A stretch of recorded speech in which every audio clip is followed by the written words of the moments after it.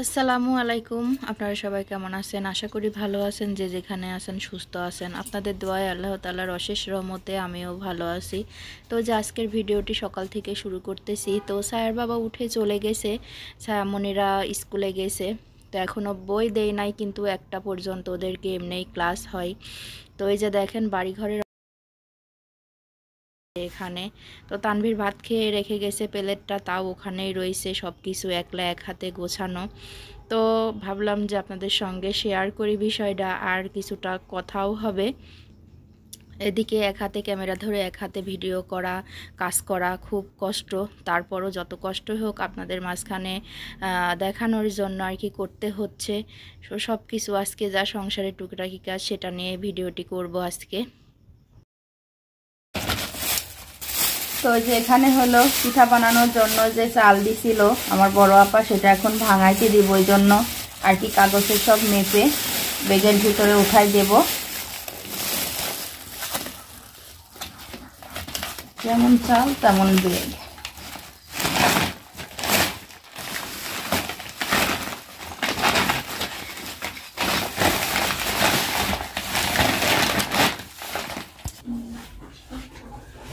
আমার ছোট পোয়া দিয়ে মাপে দিয়েছি। 3 কেজি 3.5 কেজির মতো, 3 কেজি একটু মানে 1 পোয়া বেশি হতে পারে। তারপর ওখানে লিজা একটু মাপে দিবেন। ওখানে তো মাপে দিবি। হ্যাঁ তুই পানি দিয়ে সাথে সাথে গাছ পুরোটি গেল গরম না। কো দেখি এই দেখ বাপ গাছ লাগাইছে, দাদি ওদিকে পানি দিয়েছে, এদিকে ছায়া পানি দিয়েছে। এই দেখ এটা নিচে ছিল না, তো ঠিক আছে। সত্যি তো এই পানি গর কি দেখে।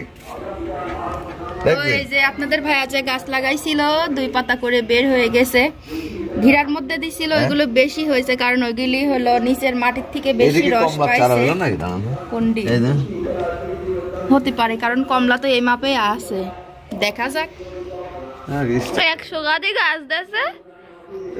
তুমি ভুল করিছো, তুমি ওইটার ভিতরে ভাঙি দিছাও কি জন্যতে দিছি। এটা যদি না হয় এটা মাটি নষ্ট করে লাগ। এই ভিতরে আর কি সমস্যা? হাত দিয়ে তুলি দাও। না না না বাড়াবি। এই যে একটা বের হয়েছে না, সবগুলো তো আর একরকম হয় না। পানি এ যায়, মাটি এ যায়, এটা সুশীলে ভিতর মাটিটা শুকনা হয়ে যাবে। এই ঢেকে দাও। গাছের চারা মুরগিটা শুকা হয়ে গেল। ভিতর নাটাই বাঁচলে দিয়ে দেবো। ফল ছাদের পাত দিয়ে দিলে হয়। দেখা যাক। রোজার মাসে এবার আপনাদের ভাই আর বাঙি কিনে খাবে না, গাছের তা খাবে, লাগানোটা। আজকে কি রান্না করেছি সকালবেলা। সকাল সকাল উঠে, সকাল সকাল না এমনি কোনো আজকে আপনার ভাইয়া বের হবে না, এই জন্য কোনো তাড়া ছিল না। তো অনেক দেরি করে উঠছি, উঠেই আর কি কিছুটা সবজি কেটে, আলু বেগুন তারপরে হলো গাজর ফুলকপি এগুলো আমার একটু হলে ভালো। তোমার আব্বু অত নরম খাবে না, এই যে না নরম না শক্ত, সবজিগুলো গোটা গোটা থাকবে, এইভাবে আর কি খিচুড়িটা রান্না করছি। নরম এমনিও হবি না নিচে, বুঝছো, প্রেসারে তো। এই যে তো শীতের দিনে কিন্তু সবজি খিচুড়ি অনেক মজা। তো আজকে 2 দিন আগে শাশুড়ি রান্না করে দিছিল, সেটাও মজা ছিল, ঝাল ছিল, অনেকটা ঝাল ছিল। হ্যাঁ রান্না করছিল, তারপরে একটা মানুষ রান্না করে দিলে অনেকটা মজাই লাগে খাইতে। তো এই যে গোটা গোটা সবজিটা কিন্তু আছে, সিম আছে।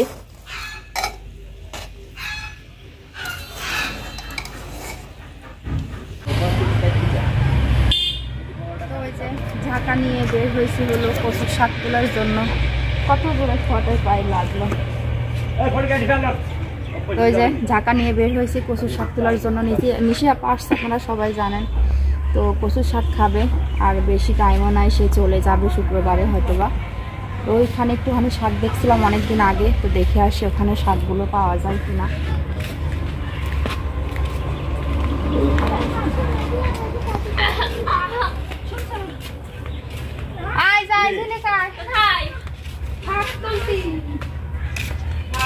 শাকের পার্কে সব শাক এলোমেলো করে ফেলাইছে।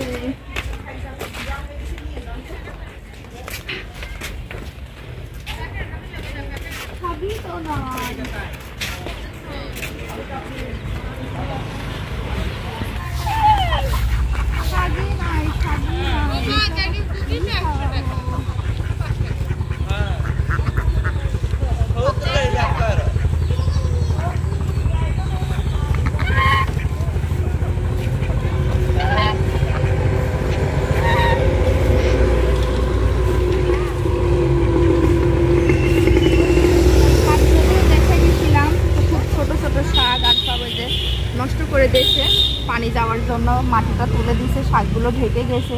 তো চার ছাড় দিয়ে যা আছে টুকিটাকি করে তুলে নেব।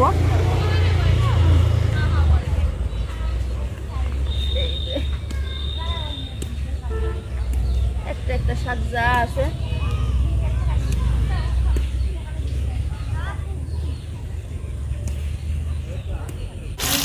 আজকের দুপুরের খাওয়া হবে ডাল, কচুর শাক ঘাটি আর ছোট মাছ দিয়ে হালকা মশলা দিয়ে একটু তরকারি বানাবো। তো সেটা তো এই যে ডালটা কিন্তু এখানে ঘেটে বলক তুলে রাখছি পানি দিয়ে। আর এই যে 12 সজা ফোড়ন দিয়ে, মসুরের ডালে কিন্তু আবার একটু 12 সজা যদি তেলে দেওয়া যায় অনেক সুন্দর একটা গন্ধ বের হয়।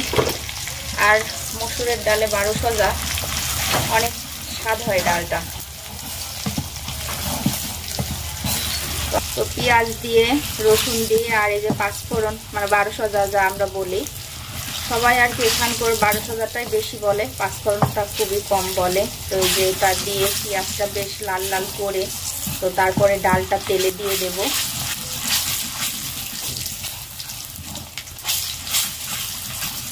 বেশ কড়া করে ফোড়নটা দিয়ে দেব।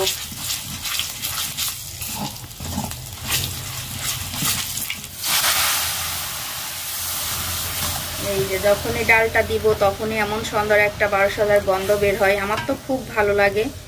আর আমাদের সবার কিন্তু মানে আমরা বাড়িতে ডাল রান্না করলে তো 12 সজা দিবই, ঘাটিতেও খাই, সবাই খুব পছন্দ করে আর কি 12 সজাটা। এই যে দিয়ে দিছি, তারপরে আর একটা বলক উঠাবো তেল পাড়ার পরে।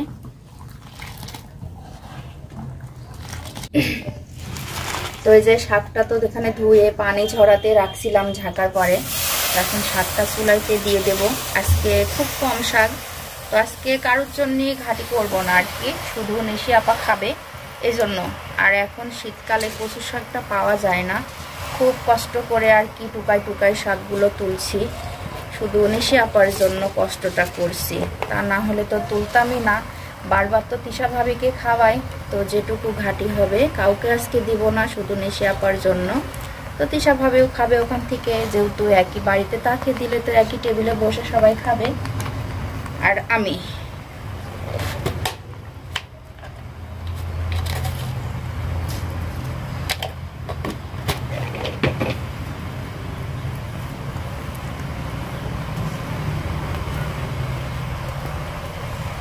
যেহেতু একটু নিশি আপা অত ঝালমাল খায় না, খুব কম ঝাল দিয়েই রান্না করব।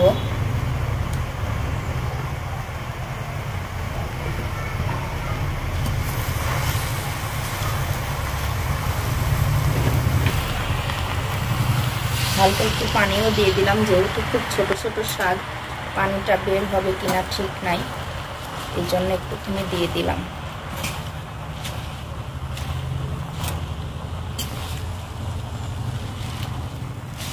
তো আমি এখন এরকমই ঢেকে দেব, তো ঢেকে দিলে শাকটা কমে যাবে। তো এই যে শাকটা কিন্তু সেদ্ধ হয়ে গেছে, শুধু একটুখানি তেল দেব, আদা বাটা দিয়ে তেলটা দিয়ে দেব। সবুজ সবুজ শাক, অনেক সুন্দর, কালারটা কিন্তু নষ্ট হয়নি। অনেক শাক আছে চুলার পরে দিলে কেমন যেন একটা খাস্টে কালার হয়ে যায়, তো শাকটা কালার বেশ সুন্দর ঠিকঠাক আছে।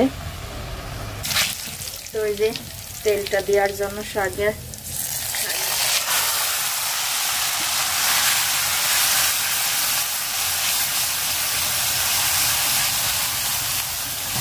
শাক ভাজতে কিন্তু মজাই লাগে, যখন তেলটা পাড়া হয় তখন অনেক সুন্দর একটা ইয়ে হয়, মানে সহজে করার সঙ্গে লাগে না, ঘুরায় ঘুরায় ঘাটতে খুব ভালো লাগে।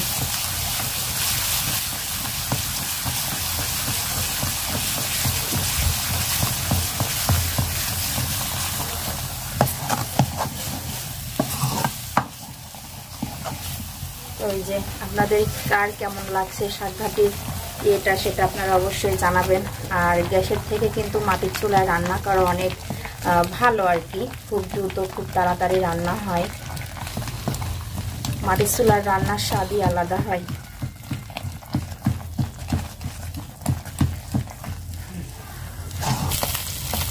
তো যে এখানে ছোট ছোট মাছ ভাজা হচ্ছে। তো এই মাছটা দেওয়ার কারণ শুধু খালি তরকারিটা মাছের গন্ধ করবো এই জন্য, কারণ কুমড়ো বড়ি দিয়ে তরকারি রান্না করলে সবাই বড়ি খায়, মাছ খায় না, আর ছোটো মাছ তো খাবেই না, এই জন্য তো হালকা একটু মাছ দিয়ে শুধু মাছের গন্ধটা করবো তরকারিটা। মাছ কুমড়ো বড়ির তরকারিটার টেস্ট হয় অন্যরকম। আর এই আজকের তরকারিটা কাটছি খুব বড় বড় করে, অল্প তরকারি। এই যে কয়েকটা সিম, অল্প 2-1 টুকরা ফুলকপি, আলু আর একটা বেগুন, এটা দিয়ে তরকারিটা রান্না হবে। এই যে শাকঘাটি শাকঘাটিটা হয়ে গেছে।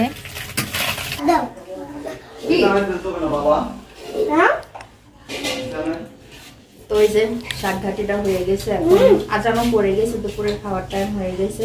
তো আগে যাই নিশি আপাকে দিয়ে আসবো, কারণ কখন খেয়ে নাই, খেয়ে ফেললে তো আর খাবে না। আমার হাঁস হাঁস সেটটা দিস না, তুই আগে তুলবো।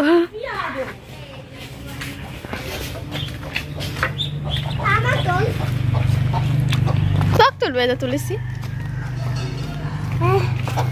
আমরা সবাই ভিউ করি। ভাবি এটা কলা দাও বলতেছি তাবিরকে তাবির কালকে আমাদের একটা ইনভাইটেশন আছে সো নো অনেক গেস্ট আসবে আমি বললাম হ্যাঁ আই ডোন্ট তো দাঁড়া দিছি না কোথাও যাবেন নাকি আবার? খালার জায়গা ও তার মধ্যে সবাই যাবে বলছে যাক আমি